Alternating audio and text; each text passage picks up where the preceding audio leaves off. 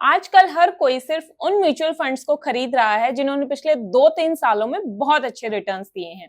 But इस बात की कोई गारंटी नहीं है कि जो म्यूचुअल फंड्स आज अच्छा परफॉर्म कर रहे हैं वो लॉन्ग टर्म में भी अच्छा परफॉर्म करेंगे। इस बात के पास्ट में बहुत सारे एग्जांपल्स हैं जो प्रूव करते हैं कि एक म्यूचुअल फंड जो आज टॉप पर चल रहा है वो कुछ टाइम बाद बॉटम पर भी जा सकता है, और जो बॉटम पर चल रहा है वो टॉप पर भी आ सकता है। और आज की इस वीडियो में मैं आपको यही बताऊंगी कि क्यों पास्ट रिटर्न्स को चेस करना कई बार महंगा पड़ सकता है। तो इस वीडियो में मैं मेनली 4 पॉइंट्स कवर करूंगी।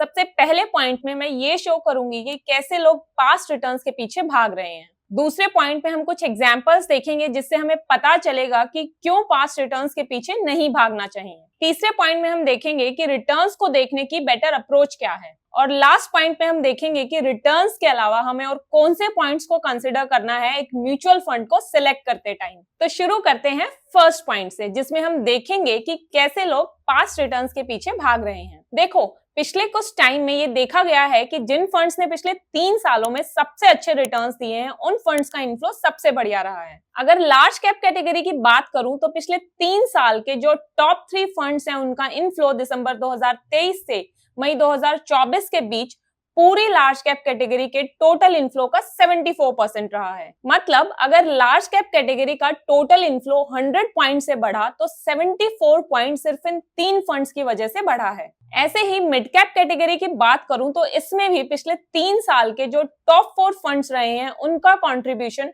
टोटल इनफ्लो का 71% रहा है। तो ये एग्जाम्पल्स हमें बता रहे हैं कि कैसे लोग सिर्फ रिसेंट विनर्स के पीछे भाग रहे हैं और रिसेंट लूजर्स को डिच कर रहे हैं। अब नेक्स्ट पॉइंट में मैं आपको कुछ ऐसे एग्जाम्पल्स बताती हूँ जिससे आपको समझ आएगा कि क्यों हमें पास्ट रिटर्न्स के पीछे नहीं भागना चाहिए। देखो, एक्सिस मिड कैप फंड ने 2018 से 2020 तक इन 3 सालों में बहुत जबरदस्त परफॉर्मेंस दी थी, और मिड कैप कैटेगरी में इन तीनों सालों में इसकी रैंक फर्स्ट, सेकंड और सिक्स्थ रही थी। लेकिन अगले 3 साल 2021, 2022 और 2023 में इसकी रैंक घट के 18, 27 और 29 पे आ गई थी। तो अगर किसी ने इसके पास्ट रिटर्न्स को देखकर 2021 में इसमें इन्वेस्ट किया होता तो उसे दूसरे मिड कैप फंड्स के कंपैरिजन में काफी कम रिटर्न्स मिलते। अब एक और एग्जांपल देखो मोतीलाल मिड कैप फंड का, जो हमें ये दिखाता है कि अगर कोई फंड कुछ टाइम से अंडर परफॉर्म कर रहा है तो इसका मतलब ये नहीं है कि वो फंड बिल्कुल बेकार है और वो कभी अच्छे रिटर्न्स दे ही नहीं सकता। तो इस फंड ने 2018 से 2020 तक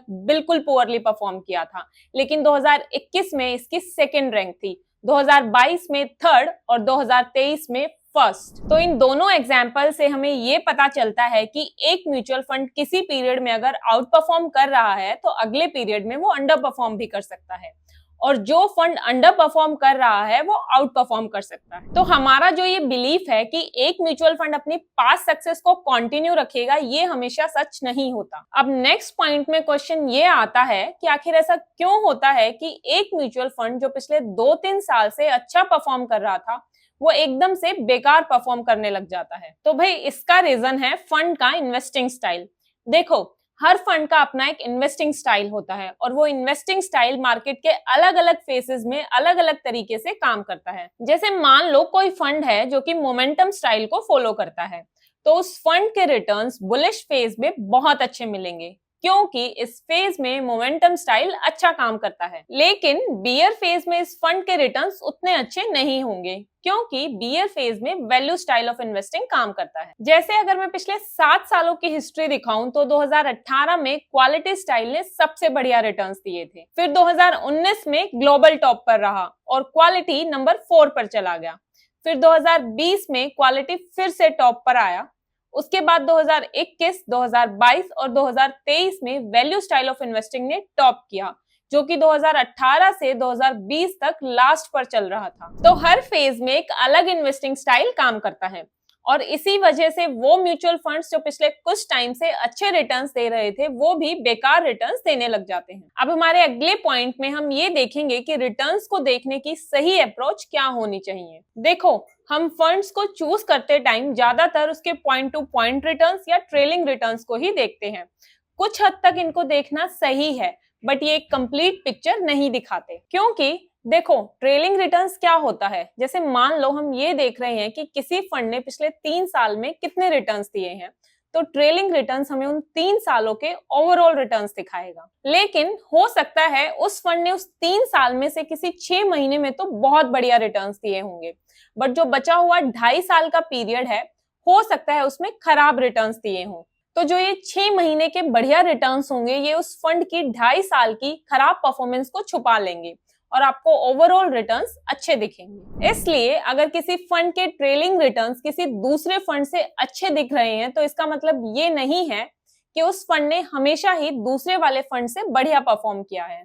तो इसलिए अगर हम फंड्स को रोलिंग रिटर्न्स पर भी देखना शुरू करें, तो हमें उसके रिटर्न्स की कंप्लीट पिक्चर दिखेगी, क्योंकि rolling returns point two point returns के बहुत सारे इंस्टेंसेस को रिकॉर्ड करता है, जिससे हमें मार्केट के डिफरेंट पीरियड्स में फंड की परफॉर्मेंस को समझने में मदद मिलती है। सिंपल शब्दों में बताऊं तो इससे हमें ये पता चलता है कि अगर हम एक पर्टिकुलर पीरियड में किसी भी दिन इन्वेस्टमेंट करते तो हमें क्या रिटर्न्स मिलते। अब हमारा लास्ट पॉइंट आता है कि फंड को सिलेक्ट करते टाइम हमें रिटर्न्स के अलावा और कौन से फैक्टर्स को देखना चाहिए। देखो, अगर आप फंड्स को सिर्फ रिटर्न्स के बेसिस पे सिलेक्ट करोगे तो आप हमेशा फंड्स की अदला बदली में ही लगे रहोगे।